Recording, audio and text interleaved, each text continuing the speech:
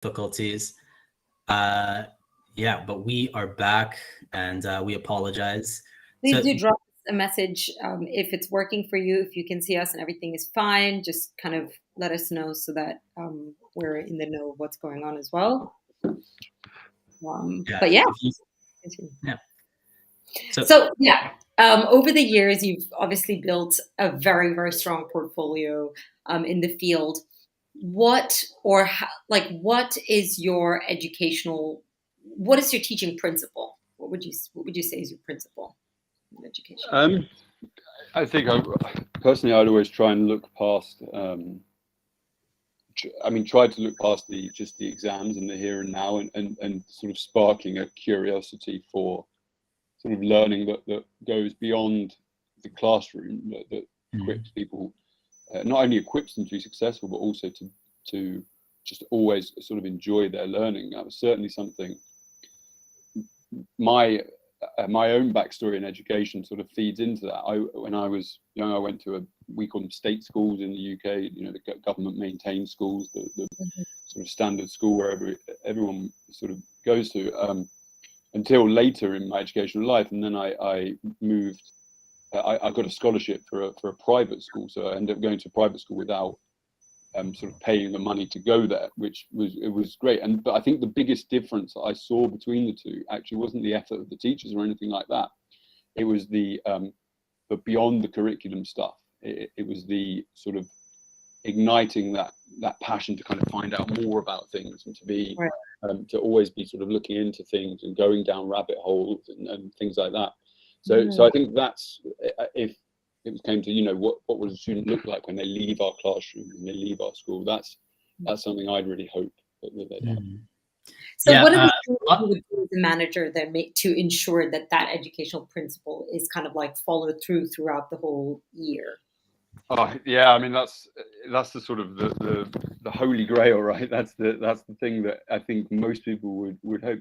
I think a lot of it comes from culture. Like, culture's a fairly sort of not overused term, but people talk about it a lot. But you do want to try and build the culture in the school, and I think that's about. I read a book. Now the name is going to slip my name. The something code by a guy called Daniel Coyle.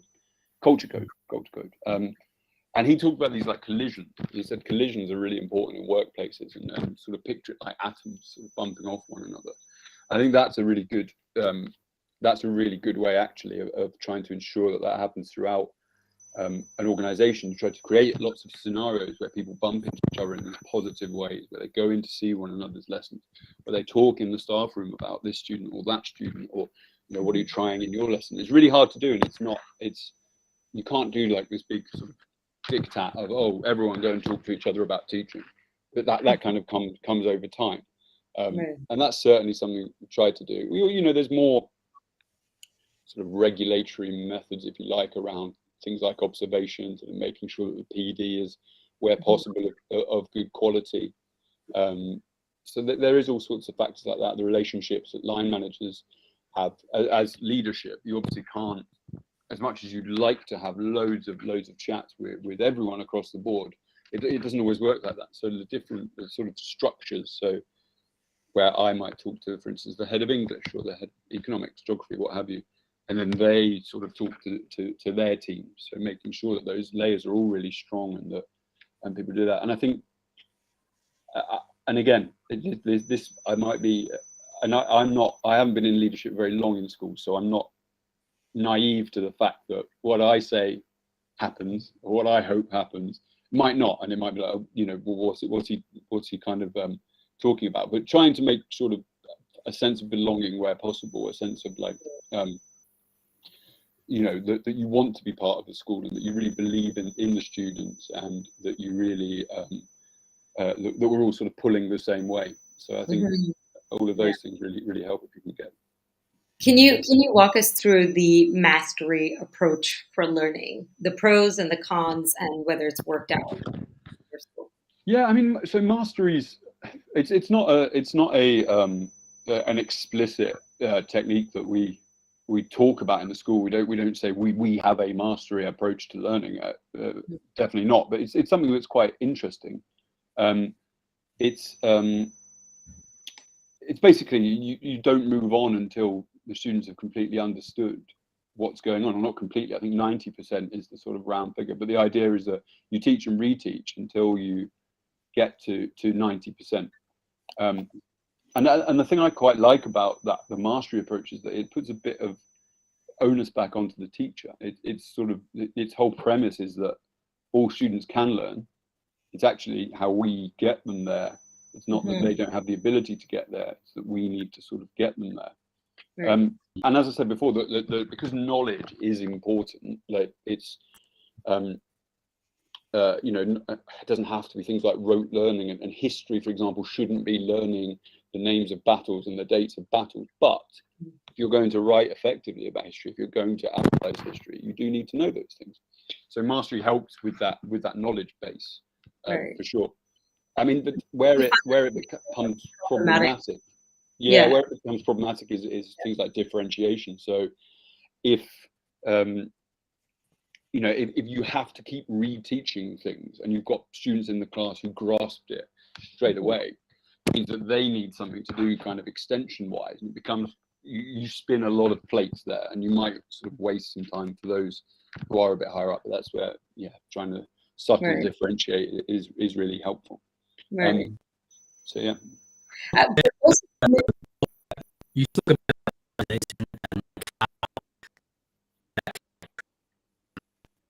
remove the passion from learning. So how do you recommend students shift from? I think you're having connection problems, Joseph. Are you guys able to hear him? Jordan, are you able to? I couldn't really make it out. I heard the words, but I couldn't quite make out the thread of it. So. Yeah. How do you recommend students shift from a fixed to a growth mindset? Yeah. So, I got that. Okay, my back. Oh. Yeah. Actually, things like you know, things like mastery they can help with the growth mindset, right? Because the idea is that if it's broken down into chunks, they will eventually get 90%. So it's sort of perseverance and little achievements here and there. So I think we all have a sort of incentive structure, right? A mental sort of incentive map to you know, like reward and to like feeling that we've got it and we've done really well. And if you do break it down into sort of chunks like that, where you get that little sort of rush of those endorphins when you get something right, I think that's really powerful, actually, you know, being able to get things right. And for some people, it's, you know, if you say down, write this 2-page essay straight off the bat, it's going to be, you know, they're not going to feel that. Whereas if you break it down nicely in the lead up to that essay, and there's lots of sort of manageable portions like that, then that's really powerful. And that's that really helps sort of incentivize things for the students. I think it's also, and this is something that's difficult here. It's difficult, and it's very difficult in our school, because, you know, it's quite a high achieving school, and actually, you know, if you get to the point where you get, you know, 38 on the IB, which is an incredible score, but if it's below the sort of average of everyone else, then you start to obviously compare to everyone else, even though that's a fantastic achievement, well above the world average. You're clearly quite smart if you get that. So that's where it becomes difficult, and that's where you've got to try. And again, I'm not sure anyone totally gets this right, but you work on the sort of character. Try to work on the character skills, the personality traits of students, and try to, you know, say, look, perseverance is actually a very, you know, it's a great quality, being able to persevere, and right, you might not have done as well as XYZ person, but you absolutely, you know, can keep trying and still come up with fantastic results. And because we're a boarding school, I think that's really helpful with that. We're largely boarding as a I think about 9, maybe a sixth of students are day students, but apart from that, they're boarding, which helps us have that sort of contact time with the students and helps build the perseverance, resilience, and all those character traits that are really important going forward. And of course, like this must be even harder in the online environment with, really building on their self-confidence and their self-esteem and differentiation, making sure that they understand the most basic, the foundation of like content before moving forward. So in the online space, what kind of tools or resources may you use? So there was this buzzword that I saw on the internet the other day called micro learning. Is that something that you try to adapt or do you try to encourage the teachers to adapt in the school? And I what mean, is it? yeah, I'll be honest. I'm not totally au fait with it.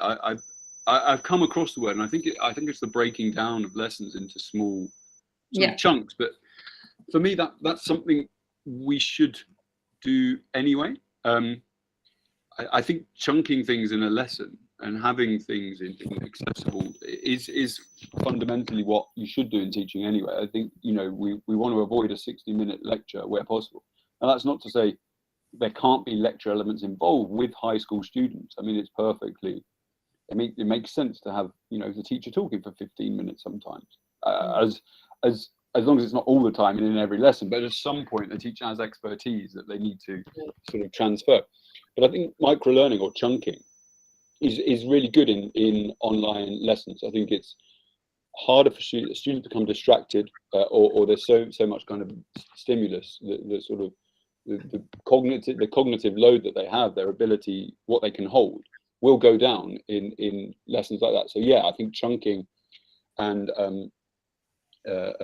having a little bite-sized piece, right? Let's try and apply it. A little bite-sized piece.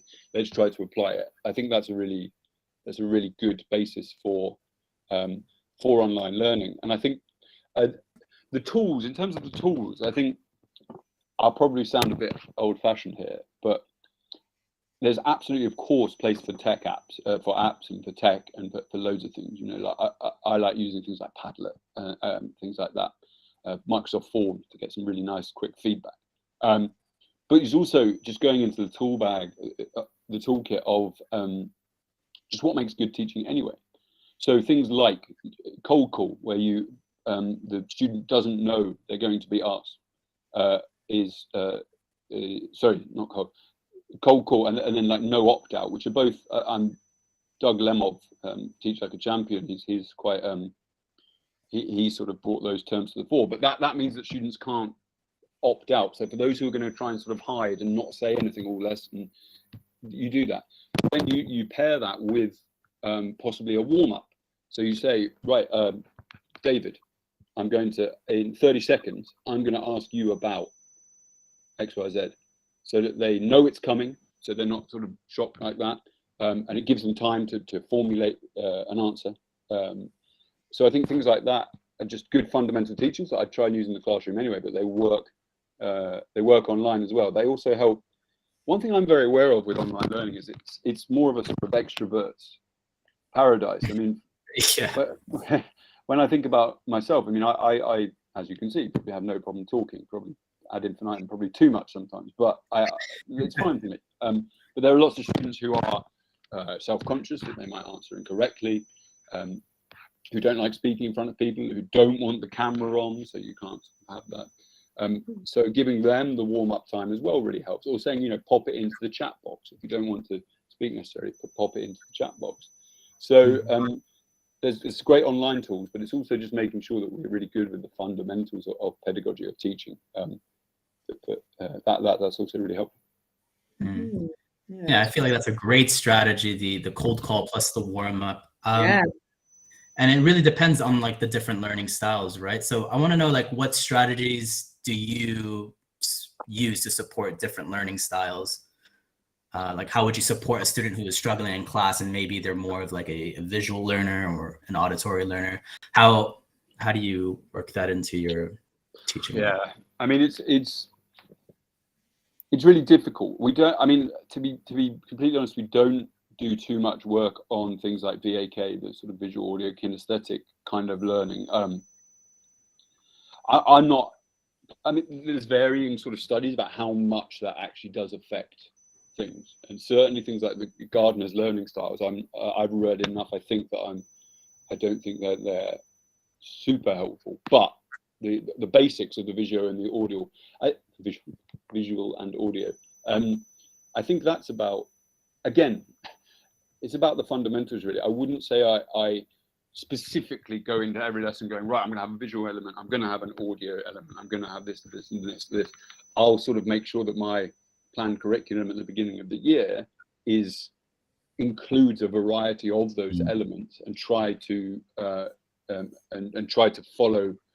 You have to adapt the way they're divided. But for example, if I was going to use a video section for one bit, I'd still use it. If I was going to have an audio clip, I'd still use it, or the reading, etc., etc. Because I think we still need equal sort of access to all of those things for the students. So I do try and do that. Still include it, but I wouldn't say I sort of go out of the way for it. The one thing I do try and do is have if you have starters at the beginning of lessons, or maybe in the plenary at the end of the lesson, something a little bit active. I do worry that our students sit there for most of the day and don't necessarily get up and do that. Although I must say our physical education department, our PE department, have done some really good stuff around sort of workouts and giving students a variety of things that they can do sort of during this time to get them up and to get them a bit more active. Yeah, that kind of leads to my next question. Like, how do you keep a student learning online engaged in that environment? Like, what do you recommend teachers, especially if you aren't a PE teacher or you're making them do active things? Yeah, I mean, and so we've had some of our staff have been have done some amazing things. We had like a cook along, so we had sort of our ESS, environmental social science, did a sort of cook along looking at different food types and different sort of animal types and things like that, using that. So they were really inventive with that. We've got teachers who sort of gamify things really in a really interesting way, whether that's on the English department asking them to make a song in a poetry module, like with how you might have household sort of influence and you might use them to make a song or a poem or a beat for rhythm and meter and what have you. So I think it's about just trying to be a bit inventive, and also maybe controversially, but if you have one time a week for 5 minutes or where it's not straight hardcore sort of, where I'm not doing Shakespeare with my class or what have you, I think that's okay, because I think as I said before, we want to build character, right? And I think to sit down and say, how's things going, guys, or did you see this on the TV, or and having that sort of human connection. Right. I think that's really important too, because I worry as much about the social isolation as I do about sort of academics. I think it's a really important time for young people to be socializing and to help form their relationships, friendships, worldviews, etc., and that's being missed as much as doing some Byron or some Keats. So I think we need to we'll try and do that as well. Right. So one last question from me before we open it up to the audience. You from what I've gathered, you are very much a believer of teachers teaching their own, like using their own kind of method and style of teaching to like grow the student to be unique and individual and to explore their own strengths and weaknesses. How do you marry that together with the standardized expectations from the board, like the examinations? How do you kind of try to standardize that?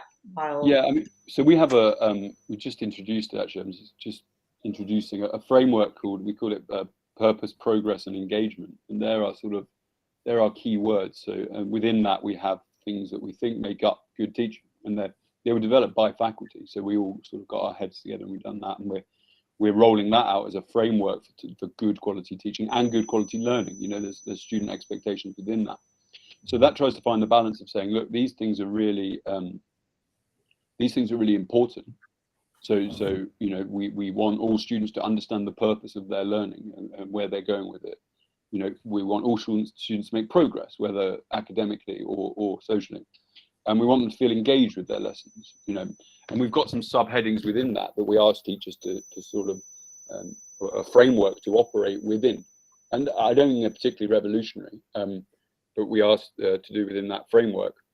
And then how that's shown and how that's manifested really sort of depends on the teacher. I think there's different. I always think about it like a journey somewhere. We'll all end up at about the same destination, but different teachers take different ways of getting there. And I think as long as they are getting there and the students enjoy, I mean, I know I, for instance, would never have enjoyed maths no matter how good the teacher was, but at least engaged by it. And I think if people end up in that place, then that's really good. I mean, we've got to marry lots of different styles. I think we've got obviously a large section of Chinese teachers, local teachers who are excellent, like the work ethic, the joint planning that they do, the engagement they have with the students, the depth of their subject knowledge is incredible and really good. So they have skills that we don't want to say, look, here's a way of doing it. And similarly, I think we can lump Western staff together, but my understanding of education or my philosophy and training is different from colleagues from America or New Zealand or Canada or wherever. So I think we all want high quality teaching, and we do have a framework, but largely it's how teachers get there. Yeah. One final question from me. This is more of a work-life balance question, but I want to know, like, what are your thoughts as a foreigner being a teacher here in China? Like, what do you think is the future like? Because in regards to the lockdown and the things that have been happening recently, how do you think it's going to turn out in the future for teachers? Yeah, I mean, it's really difficult. I think the first thing that I've done is trying not to, and this is more of a personal level, trying not to think of things during this time. So I will go back in August probably, or during the summer holidays, and sort of recalibrate, because obviously at this time it's very difficult, and decisions and thoughts and feelings towards things are somewhat clouded. So I'll do that. I think, look, it would be naive to say that things will, I think, be the same as they sort of were before.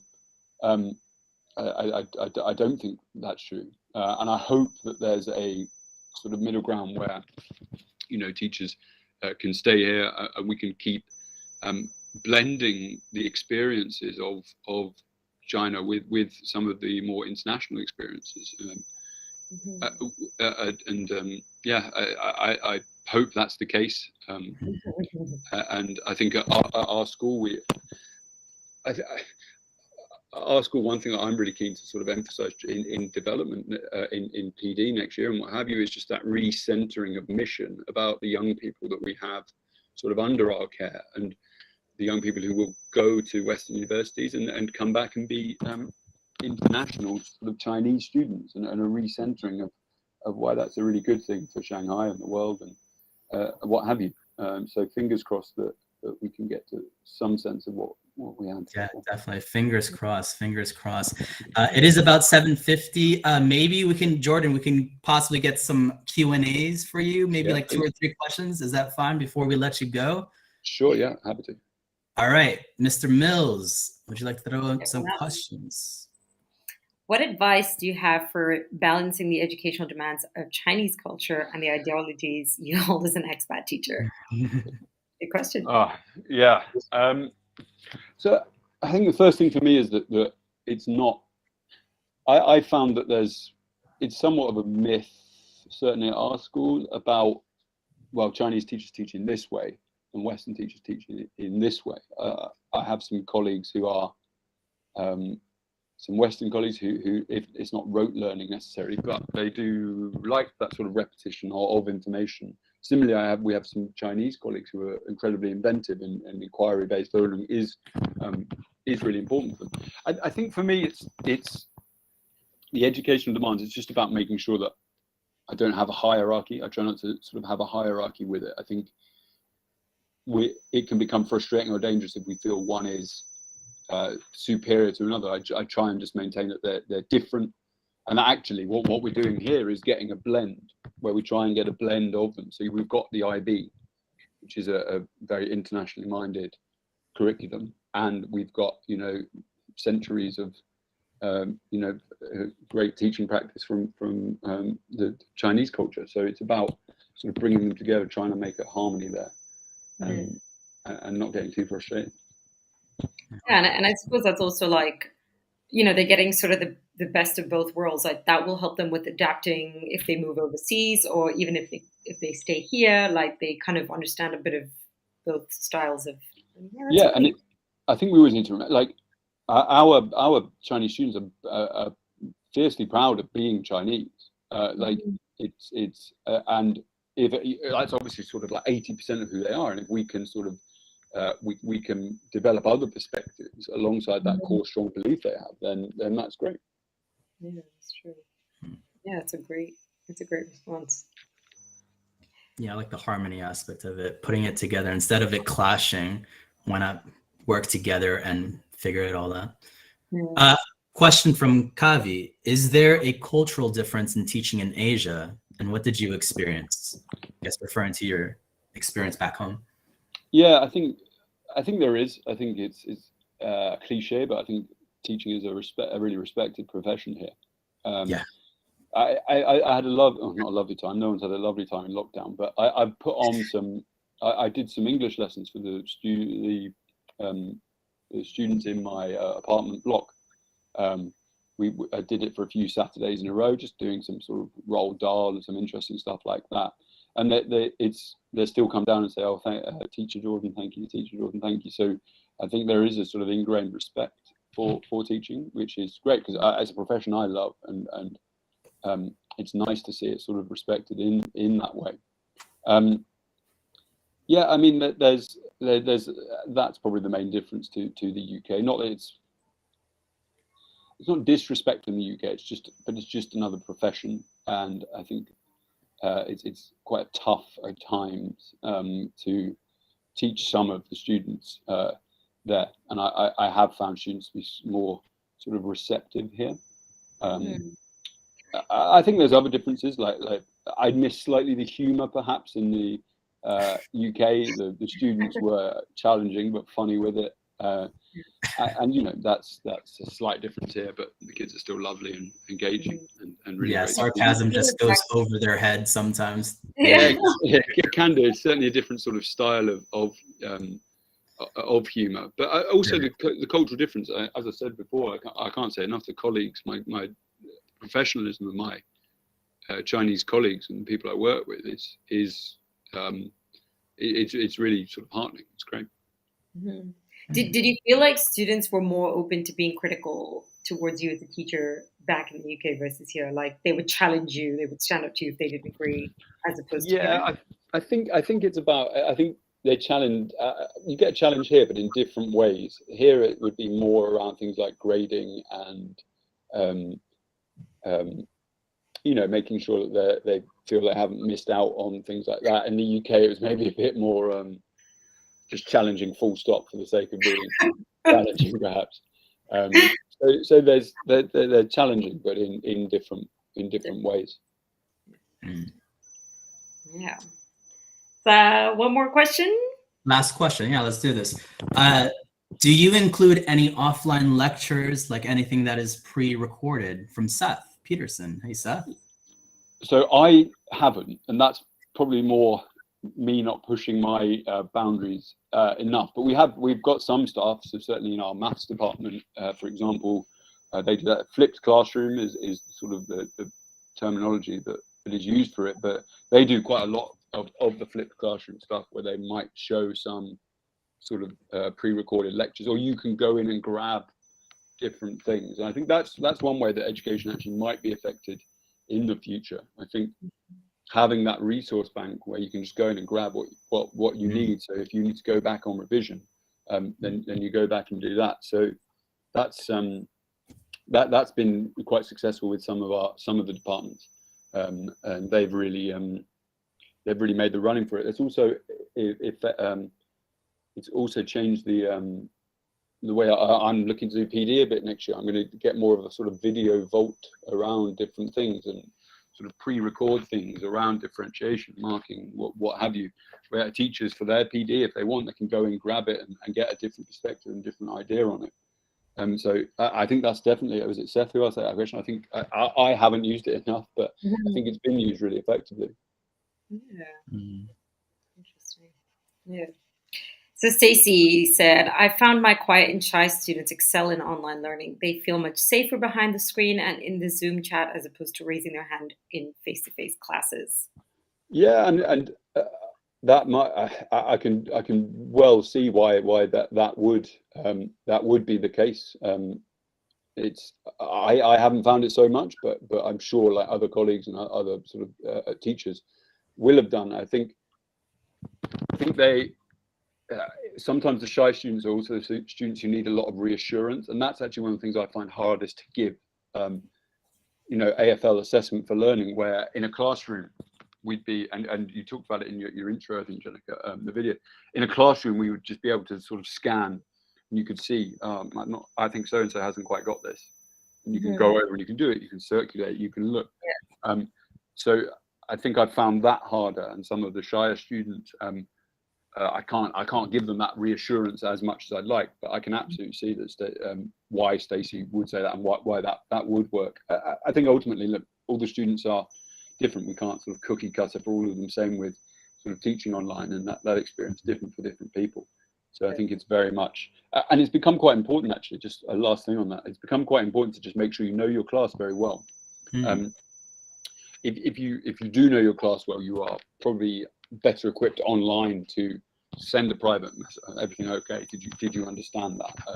You know, to call on people. You know where they live. So some of our students, because we're a boarding school, some of them live in Pudong.